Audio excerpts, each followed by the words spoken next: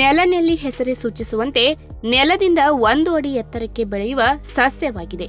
ಇದರ ಎಲೆಗಳು ಬೆಟ್ಟದ ನೆಲ್ಲಿಯನ್ನ ಹೋಲುವುದರಿಂದ ಇದನ್ನು ನೆಲನೆಲ್ಲಿ ಎಂದು ಕರೆಯುತ್ತಾರೆ.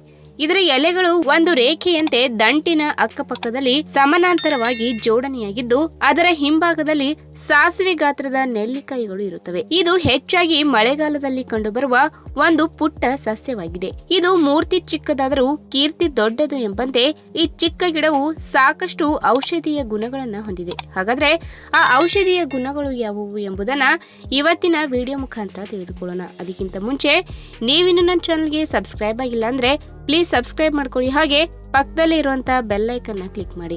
ನೆಲನೆಲ್ಲಿಯ ಬೇರನ್ನ ತೆಗೆದುಕೊಂಡು ಪೇಸ್ಟ್ ಮಾಡಿಕೊಂಡು ಅದಕ್ಕೆ ಹಸುವಿನ ಹಾಲನ್ನ ಸೇರಿಸಬೇಕು. ಈ ಮಿಶ್ರಣಕ್ಕೆ 1 ಚಿಟಿಕೆ ಅರಿಶಿನ ಹಾಕಿ 1 ಚಮಚ ಮಿಶ್ರಣವನ್ನು ದಿನಕ್ಕೆ 2 ರಿಂದ 3 ಬಾರಿ ಸೇವಿಸಿದಲ್ಲಿ ಕಾಮಾಲೆ ರೋಗವನ್ನ ಕಡಿಮೆ ಮಾಡಬಹುದು ಹಾಗೂ ಅದರ ಅಡ್ಡ ಪರಿಣಾಮವನ್ನ ಕೂಡ ನಿಯಂತ್ರಿಸಲು ಸಾಧ್ಯವಾಗುತ್ತದೆ.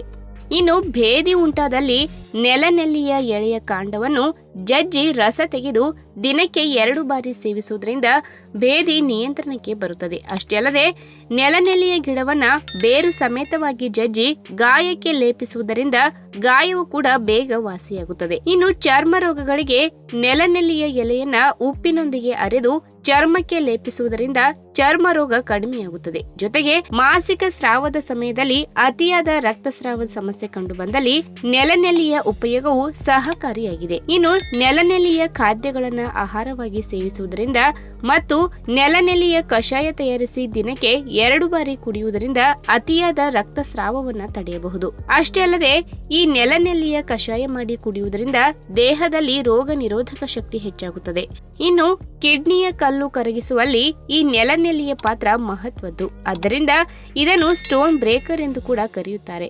ನೆಲನೆಲ್ಲಿಯ ಜ್ಯೂಸ್ ಮಾಡಿ ಸೇವಿಸುವುದರಿಂದ ಕಿಡ್ನಿಯ ಕಲ್ಲು ನಿಧಾನವಾಗಿ ಕರಗುತ್ತಾ ಬರುತ್ತದೆ.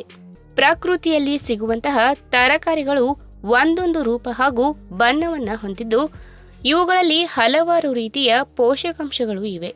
ಇವು ಆರೋಗ್ಯಕ್ಕೆ ತುಂಬಾ ಒಳ್ಳೆಯದು. ಹಾವಿನಂತೆ ಬಳ್ಳಿಯಲ್ಲಿ ನೇತಾಡುವಂತಹ ಪಡವಲಕಾಯಿಯನ್ನು ನೋಡಿದರೆ ಖಂಡಿತವಾಗಿಯೂ ಇದು ಒಮ್ಮೆ ಹಾವು ಎಂದು ಭಾವಿಸಬಹುದು. ಇದಕ್ಕಾಗಿ ಆಂಗ್ಲರು ಇದನ್ನು ಸ್ನೇಕ್ಸ್ ಗಾರ್ಡ್ ಎಂದು ಕರೆಯುವರು. ಪಡವಲಕಾಯಿಯಲ್ಲಿ ಹಲವಾರು ರೀತಿಯ ವಿಟಮಿನ್ಗಳು ಹಾಗೂ ಖನಿಜಾಂಶಗಳು ಇವೆ.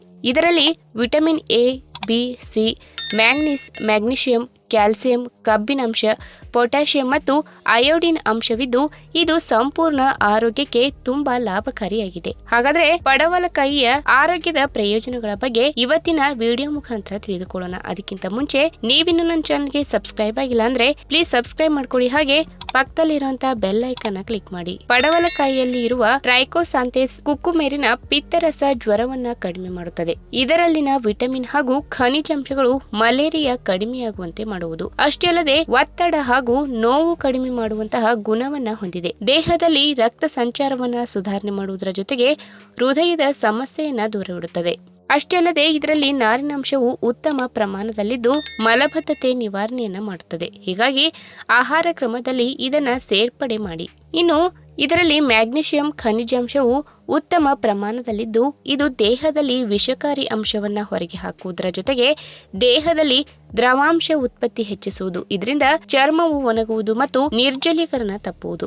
ಇದೇ ರೀತಿ ಕಿಡ್ನಿ ಹಾಗೂ ಮೂತ್ರಕೋಶದ ಕಾರ್ಯವು ಸುಗಮವಾಗುವುದು. ಇನ್ನು ಇದರಲ್ಲಿ ರೋಗ ನಿರೋಧಕ ಗುಣಗಳು ಇವೆ ಮತ್ತು ಇದು ಸಂಪೂರ್ಣ ಆರೋಗ್ಯವನ್ನ ಕಾಪಾಡುವಲ್ಲಿ ಪ್ರಮುಖ ಪಾತ್ರ ವಹಿಸುವುದು.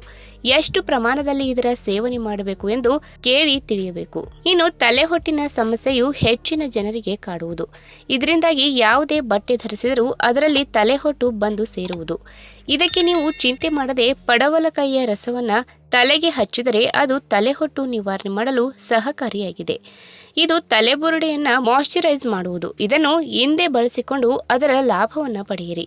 ಇನ್ನು ಪಡವಲಕಾಯಿಯು ಮಧುಮೇಹ ಸಂಬಂಧಿ ಸಮಸ್ಯೆಗಳನ್ನ ಕಡಿಮೆ ಮಾಡುತ್ತದೆ. ಇದನ್ನು ಮಧುಮೇಹಕ್ಕಾಗಿ ಔಷಧಿಗಳಲ್ಲಿ ಬಳಕೆ ಮಾಡಲಾಗುತ್ತದೆ. ಇದರಲ್ಲಿ ತುಂಬಾ ಕಡಿಮೆ ಕ್ಯಾಲರಿ ಇದ್ದು ತೂಕವನ್ನ ನಿಯಂತ್ರಣದಲ್ಲಿ ಇಡಲು ಮತ್ತು ದೇಹಕ್ಕೆ ಬೇಕಾಗುವಂತಹ ಪ್ರಮುಖ ಪೋಷಕಾಂಶಗಳನ್ನು ಪಡೆಯಲು ಇದು ಸಹಕಾರಿಯಾಗಿದೆ.